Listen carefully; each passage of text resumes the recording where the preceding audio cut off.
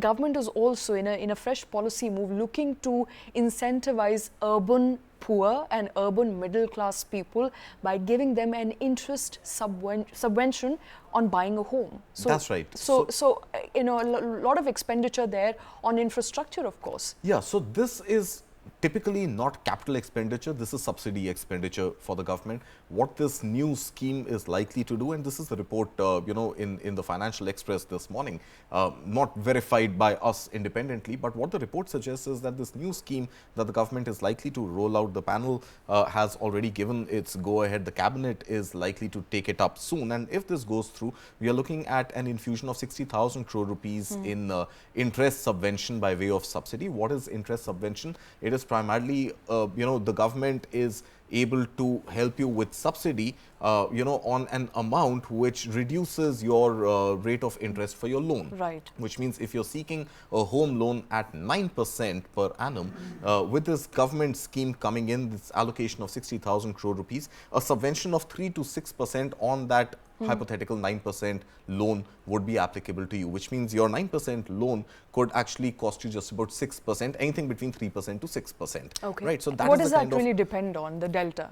Whether it's going to be 3 or 6? I think it is going to depend on A, your income group, B, the size of the house that you're purchasing. Okay. So the 6% subvention up to a limit of 50 lakh rupees of loan. Right. So now this scheme is specifically for the urban poor. The Who's an urban poor? Am I an urban poor? I don't think so, Shweta. I think that's not. Okay, urban middle class perhaps? No, urban poor are those who are below the poverty line but are living in urban areas, right? So urban slums, for example, right? The slum dwellers, the urban dwellers, migrated labor which comes to a city to work but does not live in a pakka house and does not earn the minimum threshold of, of what classifies them as baseline poverty but are below the poverty line. Those are the urban poor. They happen to live in urban areas and hence urban poor. Now, but the calculation is specifically on the per capita income and family income. And it's also open to urban middle class. I hope I fall in that category.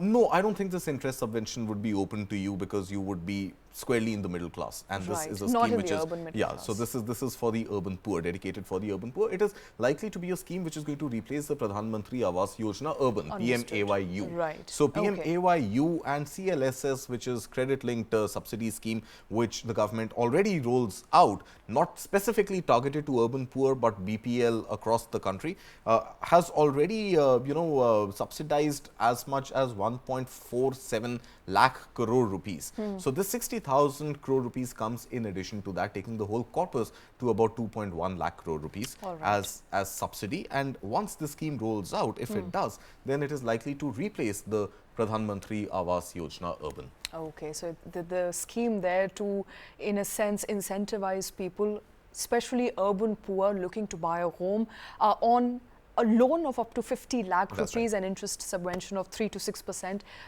It's good money, and 60,000 crore rupees earmarked for that scheme. So you don't know how many people will eventually be beneficiaries of this scheme, but which I is think the moot point is that you are leading into this strive to be a developed nation is getting fulfilled because you are now offering schemes for people to work a little harder, take a loan from a bank, repay it at a smaller interest rate, but at least live in a pakka house. I think the entire argument will rest on the offtake of the scheme, because that has been a concern with the Pradhan Mantri Awas Yojana as well. They have seen beneficiaries of about 11 to 12 million households have availed of the PMAY and CLSS schemes. So almost 12 million people, which is 12 into 10 lakh, 1.2 crore people have availed of the subsidy previously. So there's no reason for this to also not be picked up, specifically because this is targeted to the urban poor, and that of course is a sizable population. Given the overall construction and migration of labor that happens for the construction business,